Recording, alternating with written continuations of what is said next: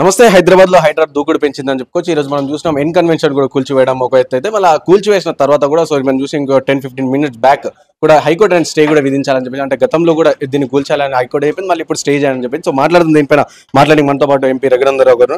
నమస్తే. నమస్తే. సో చెప్పండి సార్, ముందుగా ఇది హైడ్రా అనేది ఏ విధంగా కనిపిస్తుంది? అంటే మీకు కొంతమంది ఆరోపణ ఇస్తారు ఇది ప్రతిపక్ష పార్టీలకు భయపెట్టారని కొంతమంది అంటారు. మళ్ళీ ఇంకో సైడ్ చూసుకుంటే ఇటు బీఆర్ఎస్ వర్సెస్ కాంగ్రెస్, అంటే పొంగులేటి వర్సెస్ కేటీఆర్ అంటే వాళ్ళు పరస్పర వ్యాఖ్యలు కూడా చేసుకుంటారు అన్న పరిస్థితి. సో మీరు ఎలా చూస్తారు? అందుకనే తెలంగాణ చీఫ్ సెక్రటరీ గారికి నేను ఒక విజ్ఞప్తి చేస్తున్నాను.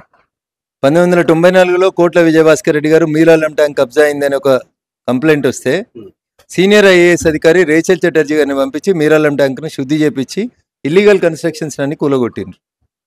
ఆ తర్వాత హానరబుల్ హైకోర్టు 2007లో 2008లో వచ్చినటువంటి వివిధ రిట్ పిటిషన్ల మీద విచారణ జరిపిస్తూ లేక్ ప్రొటెక్షన్ కమిటీ అని ఒక కమిటీ నేమని చెప్పింది. దాంట్లో భాగంగా జీవో నెంబర్ 157 అనేటువంటి ఒక జీవోని 2010 సంవత్సరం లోపల అప్పుడు ఉన్నటువంటి ఉమ్మడి ఆంధ్రప్రదేశ్ హైకోర్టు ఇచ్చిన ఉత్తర్వుల మేరకి అప్పటి ఆంధ్రప్రదేశ్ ప్రభుత్వం తీసుకొచ్చింది. 2010 జడ్జిమెంట్ వచ్చిన తర్వాత member secretary, DIG of police ఇట్లా ఒక 18 మందితో ఒక కమిటీ వేసిండ్రు. అన్నీ అయిన తర్వాత 2010 నుంచి ఇప్పుడు మనం 2024కి వచ్చినాం. ఏమంటున్నాం? చెరువులు కబ్జా అయినాయి, కుంటలు కబ్జా అయినాయి అంటున్నాం. ఈ 10 నుంచి 24 మధ్యలో చెరువులు కుంటలు కబ్జాలు అయితే అక్కడ ఉన్న మున్సిపల్ కమిషనర్కి బాధ్యత లేదు, అక్కడ ఉన్నటువంటి కలెక్టర్ గారికి బాధ్యత లేదు, అక్కడ ఉన్నటువంటి జిహెచ్ఎంసీకి సంబంధం లేదు, లేదా పర్మిషన్లు ఇచ్చినటువంటి మున్సిపల్ అడ్మినిస్ట్రేటివ్ మంత్రికి ఎవరికి సంబంధం లేదా? అంటే ఒకరి మీద ఒకరు రివెంజ్ తీసుకుంటారో ఇంకేదో అని చెప్పి ప్రజలలో తీసుకొచ్చి లీడర్ల పట్ల చెడ్డ అభిప్రాయం తీసుకొచ్చి తనకి ఎందుకు చేస్తున్నారు? చీఫ్ సెక్రటరీ గారు మీరు రేపు ఒక ప్రెస్ మీట్ పెట్టుండ్రి. 2010 జీవో నెంబర్ 157 వచ్చినాటి నుంచి ఇవాళ దాకా ఇగో ఇన్ని చెరువులల్లో రఘునందన్ రావు ఇంత కబ్జా చేసిండు, కేటీఆర్ ఇంత కబ్జా చేసిండు, రేవంత్ రెడ్డి ఇంత కబ్జా చేసిండు, ఒక శ్వేతపత్రం ప్రజల ముందు ఉంచు. ఇందాకేదో నాగార్జున గారు ఏదో అన్నారని చెప్తారు కదా, ఒకవేళ చెరువులు ఉంటే నేనే గులగొట్టుకుందని. అట్లా గులగొట్టుకోమని పత్రికా ప్రకటన ఇయ్యండి చీఫ్ సెక్రటరీ గారు. ఎందుకు కేటీఆర్ వర్సెస్ పొంగులేటి దాన్ని ఈ పేపర్ ఇటు సగం ఈ పేపర్ ఇటు సగం ఒక ఆయన కొత్త టేపు కొట్టి కొలు అంటాడు. ఎందుకు కొలిసినవి లేవా జిహెచ్ఎంసీ కమిషనర్ దగ్గర? పేపర్లలో పబ్లిసిటీ కోసం డ్రామాలు తప్ప 2014 నుంచి మా భూములు మాకే అని కొట్లాడిన టీఆర్ఎస్ పార్టీ భూములు కబ్జా చేసి చెరువులు కబ్జా చేసి కుంటల్ని మింగుతుంటే మున్సిపల్ అడ్మినిస్ట్రేటివ్ మంత్రిగా పనిచేసిన కేటీఆర్ అడ్డం తెచ్చి బొక్కలేకేదో ఇంకా రేవంత్ రెడ్డి ముచ్చట చెప్తున్నాడు. ఇద్దరు దోస్తులా చెల్ల చెప్పిందా?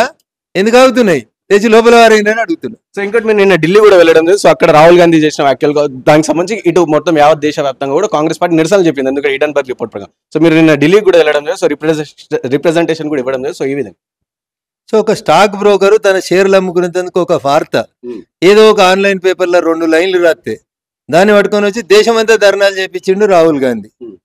ఏమని? షేర్ల విలువల్ని పెంచిర్రు, ఆదాని అనేట ఆయనకు లాభం చేసిరు అనే కాడ. I'm not concern with Adani or Ambani. కానీ నేను ఈ దేశంలో పుట్టినటువంటి పౌరుడిగా నాతో పాటు సహచర ఎంపీగా ఉన్నటువంటి గౌరవనీయులు రాహుల్ గాంధీ గారి మీద, లీడర్ ఆఫ్ అపోజిషన్ మీద, అట్లే ఇంకో ఫారిన్ కంట్రీ నుంచి వచ్చిన బ్లిడ్జ్ అనేటువంటి పత్రిక రాసింది. ఆడపిల్లలతో కలిసి బొమ్మలేసింది. మీ కొడుకున్నాడని, బిడ్డున్నాడని, మీరు ఈడ తిరిగిరని, ఆడ తిరిగిరని అడ్డమైన రాతలని రాసింది. వాళ్ళ మీద చర్య తీసుకోరు ఒకవేళ తప్పు అయితే.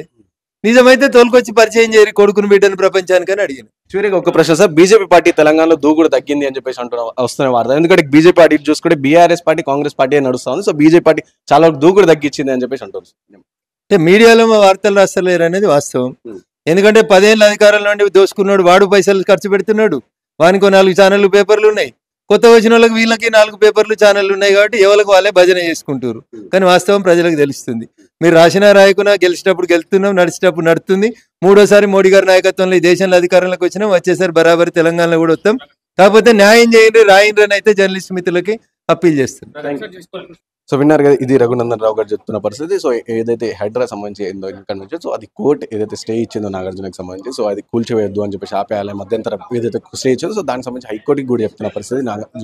రఘునందన్ రావు హైకోర్టు కూడా చెప్తున్న పరిస్థితి ఏంటంటే, సో ఇటు మళ్ళీ ఒకసారి చెక్ చేయండి అంటే, మీరు గతంలో కూల్చోమన్నారు, మరి ఇప్పుడు కూల్చోద్దు అంటున్నారు ఎందుకు అని చెప్పేసి ఎంపీ రఘునందన్ రావు కూడా అడుగుతున్న పరిస్థితి. నేను అలాగే ఇటు చూసుకుంటే నేను సోనియా గాంధీ కూడా, అంటే ఏదైతే మనకి తెలంగాణ వ్యాప్తంగా దేశ వ్యాప్తంగా కూడా ఇటు కాంగ్రెస్ పార్టీ నిరసనలు చెప్పిందంటే ఒక ఈడన్బర్గ్ రిపోర్ట్ ప్రకారం, సో ఇటు అదాని అంబానీ మోడీ కాపాడుతున్నారు అని చెప్పేసి ఏదైతే నిరసన చేస్తూ దానికి సంబంధించిన ఢిల్లీకి కూడా సోనియా గాంధీకి వెళ్ళి రిప్రజెంటేషన్ కూడా ఇవ్వడం జరిగిందని చెప్తాను. అండ్ అలాగే ఈ బీజేపీ పార్టీ దూకుడు తగ్గించింది అనే దానిపైన కూడా. సో ఇటు చూసుకుంటే ఇటు గతంలో 10 సంవత్సరాలు అధికారంలో ఉన్న ప్రతిపక్ష పార్టీ ఏదైతే ఉందో సో దానికి సంబంధించిన పేపర్లు రాస్తున్నాను. అలాగే ఇప్పుడు ప్రస్తుత అధికారంలో ఉన్న వాళ్ళు వీళ్ళే అంటే కేవలం మీడియా మిత్రులు కూడా సో కేవలం వాళ్ళకి సంబంధించి వాళ్ళకి ఇష్టం వచ్చిన వార్తలు రాసు. సో ప్రజలు మా వైపు ఉన్నారని చెప్పి రఘునందన్ రావు గారు చెప్తున్న పరిస్థితి. సాయితో Rana Pratap reporting for Vahini TV from Hyderabad.